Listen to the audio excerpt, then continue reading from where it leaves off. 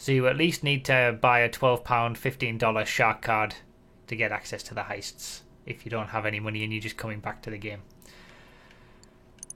We got Mount Gordo facility. These are basically just like bunkers. This is good. This update is gun running part 2 with some heist content added into it. That's exactly what this is. Maze Bank foreclosures is basically a paywall map. Yeah, that's true. That's what this is. This is just a big map of paywalls. This is a map of for things that you need to buy to access other content. That's what this is. Well, they did it. They actually did it. I can't believe that they did it, but they did it. They combined the cash-grabbing, paywall nature of the most recent DLCs like Gun Running and Smuggler's Run with heists. I honestly didn't think it would be that bad. I didn't think that they would take it to that level, but they did. You have to, before you can start this new heist, buy a new facility. The features that this facility gives you is nothing too special. They could have easily added that to the bunker, for example, and people who already had a bunker would have been able to just maybe upgrade it or something. But no, there's whole new facilities that are basically glorified bunkers for like the gun running bunkers. This is basically a mix of the gun running DLC and the heist DLC, honestly, but the cheapest of those facilities is 1.25 million. The most expensive is 3 million. So that's without any upgrades, of course. There's plenty of upgrades like weapon lockers and the ability to actually sleep there and spawn there. That will take you back a few 100k, and having to if you want to redecorate the place, that will set you back a few 100k as well. But at a base level, the absolute minimum that you need to spend to access these heists is 1.25 million, and that's for basically the very worst facility that's right up in Palito Bay in the worst location, and then that gives you the ability to do these heists. In terms of the payout of the heists, basically there's 3 acts to these heists. It's basically one big storyline, and there's 3 acts which all act as mini heists themselves. There's setup missions for each one and then a finale, and basically you have to do the 3rd act before you make your money back on the facility itself, and that's if you bought the cheapest facility. If you added all the extras and bought one of the more expensive facilities, it's going to cost you a lot. It's going to take you a lot longer to make your money back. So buying the cheapest way to access these heists, you don't even make your money back by doing the first 2 heists. You have to do the 3rd one before you do that. And they've incorporated, unbelievably, and I did say at one point in the previous video that maybe they'll do something like this, and there was a few people saying there's no way, it's a heist, it's just going to be a heist. But they have managed to find a way to incorporate the public session free roam nonsense that they have for gun running and bikers and smugglers run and all this kind of stuff into heists. And it's just such a shame to see that what was a mark of quality with heists has been associated with the cash grabbing that they have now. So basically how this works is, before you can unlock one of the setup missions for the heist, you have to do a prep mission. And this is basically a copy and paste job of what we've seen in previous DLCs, all the way back to the CEO stuff, where you had warehouses where you'd go to a location, collect something and take it back to your warehouse. That's what a prep mission is. It's exactly the same thing. We saw it with import-export, but with cars. We saw it with gun running. We saw it with Smuggler's Run.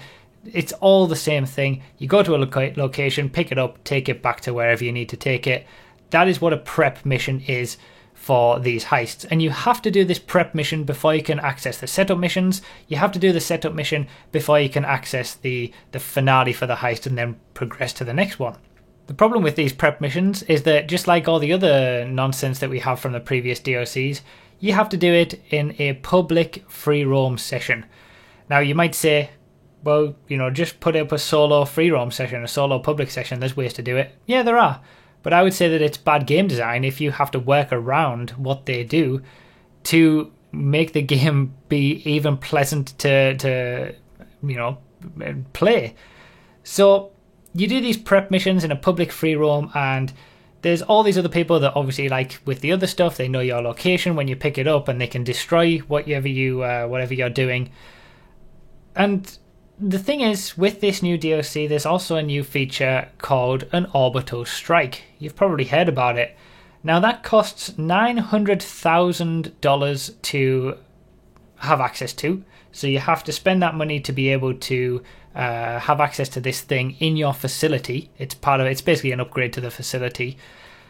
And then you have to spend $500,000 for every shot if you want to use a manual, and $750K or something like that if you want it to automatically lock onto a target.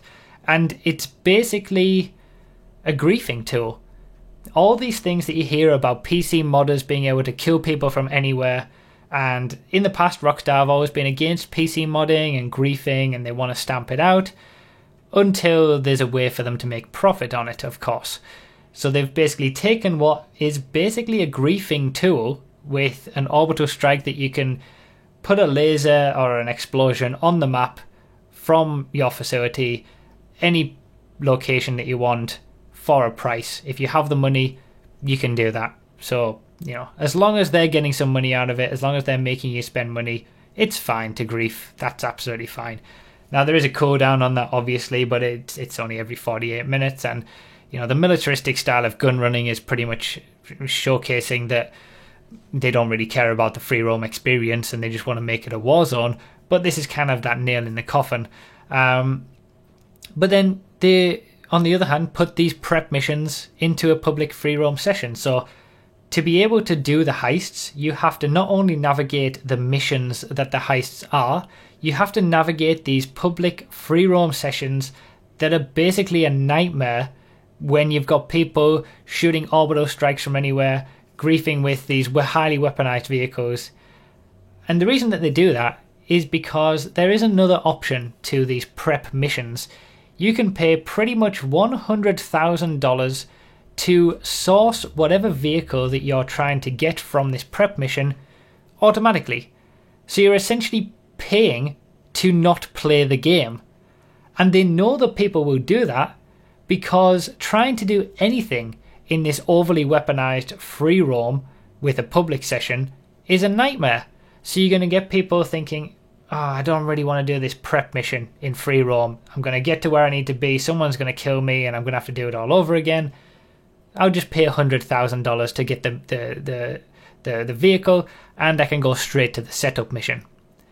But that's obviously $100,000. That's going to make it a lot more difficult with the pretty slim profits that you get from these heists to make your money back on that. And that's what they want. They want to reduce the amount of money that you have, so ultimately you'll buy a shark card. Because as always, the vehicles that we have in this game are very expensive. The vehicles and none of it is any different to what I said in the previous rant video. There's not really much more I can say beyond that because it's just more of the same. But the most disappointing thing about this is that it's heists. It's such a loved thing in GTA. Gave countless hours of entertainment, and the real shame of it is that the heists themselves are fun. The setup missions are fun. There's something different. They introduce all these new vehicles. There's a great storyline, an overarching story. Now, it was meant to be single-player DLC that they've since repurposed for GTA Online because it'll make them much more money. But at the core of it, the heists are fun, and it brings you that feeling back of playing heists again and doing something cooperative and something productive in the game with some friends. And there were moments during, I'm recording this after we've just finished an 8-hour live stream showcasing the DLC. There were obviously a lot of ups and downs and a lot of things that I've just talked about where I was really despondent, disappointed about. But there were some good moments as well. And that was mainly when we were actually playing the heists. There were some great moments and a lot of fun to be had.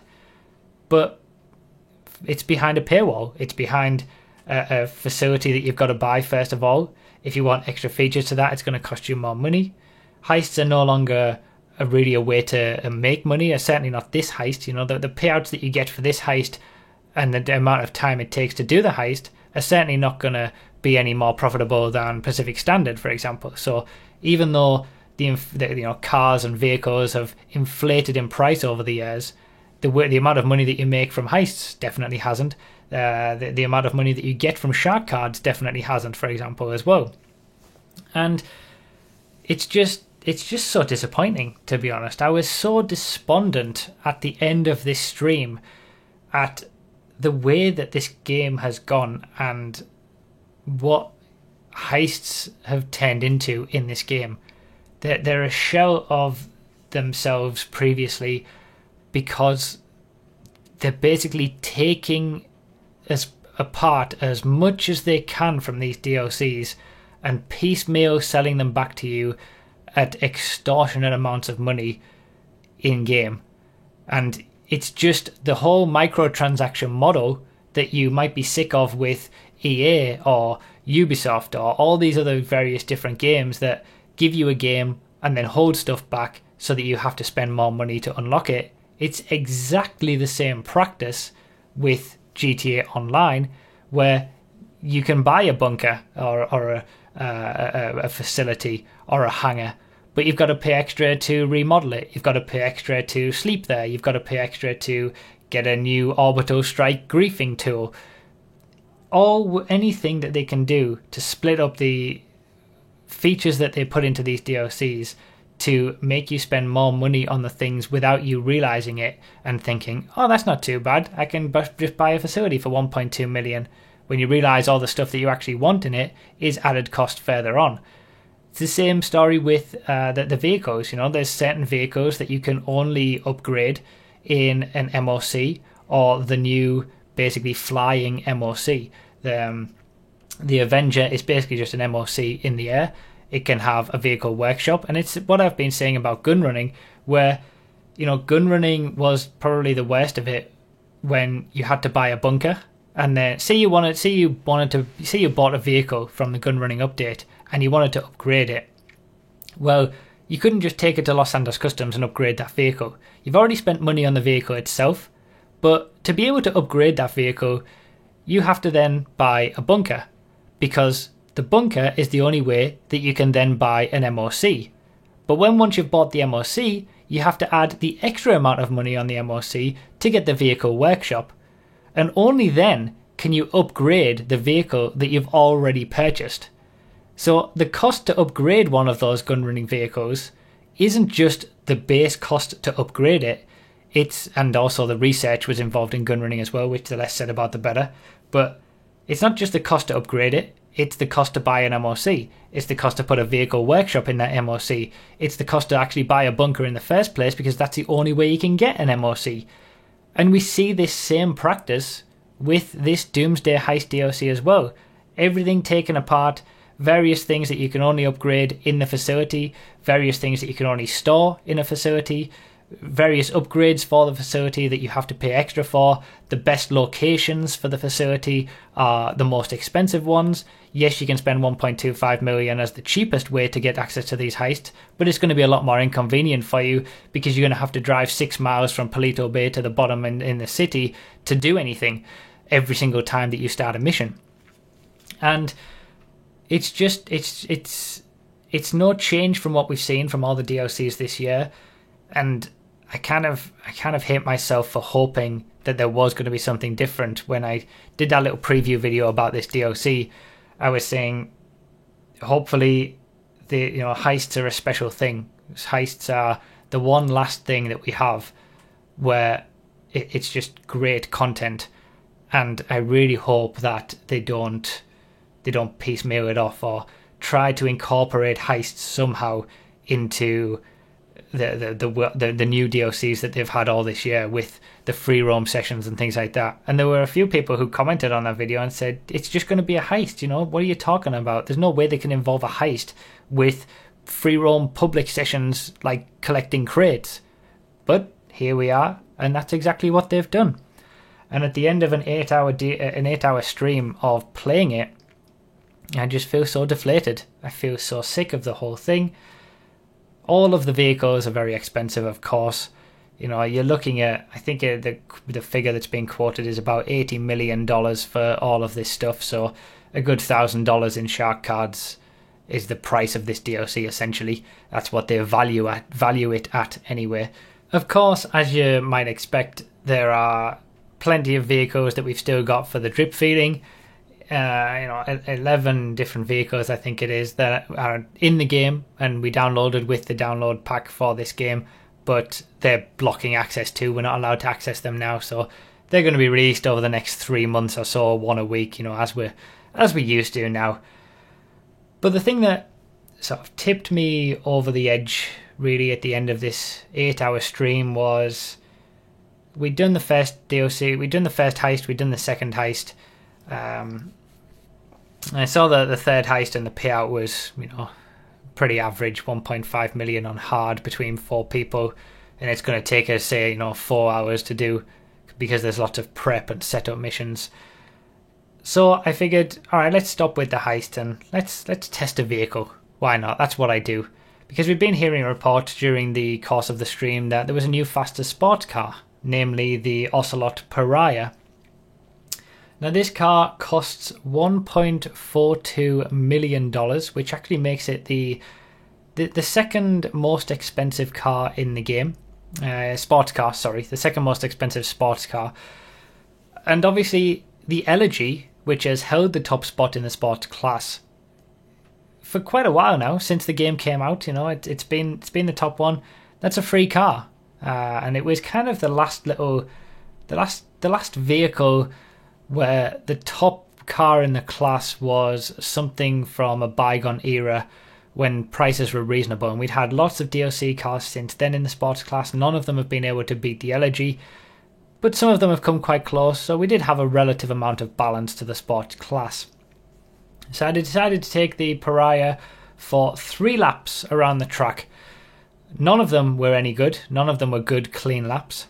And it beat the Elegy's lap time by almost a second on the 3rd lap. And, like I said, not very good laps. So it's basically, the Pariah is the newest pay-to-win aspect in terms of sports car races, because you have to pay for the second most expensive sports car in the entire game to now be on pace. And that's just exactly what I've come to expect from Rockstar these days, and it's just such a disappointment to see such fantastic vehicles. The vehicles that we've had in this DLC are incredible. The new tank, the air vehicles, the DeLorean and the Stromberg, fantastic vehicles, a hell of a lot of fun, and even the new cars, new regular cars that we're going to have a lot of still to come. The heists themselves, great content. The people who are creating these features for us are doing a great job, honestly. They're making really interesting vehicles. They're making fantastic experiences with heists. But then it almost feels like another team that deals just with monetizing the game takes those things that have been created and takes them apart as much as possible, says that, okay, this is going to be the new quicker sports car, let's make it cost 1.4 million. No, this car is going to be this level of pace. Instead of putting it in the supercars class where it should be, and it would be still in the top 10 in supercars, say for example, they decide, oh no, let's make it cost 1.4 million, put it in the sports class instead. That'll make people buy it more. This DeLorean, the Deluxo, people are going to really want that. Let's make it cost 4.7 million, because people are going to want that a lot.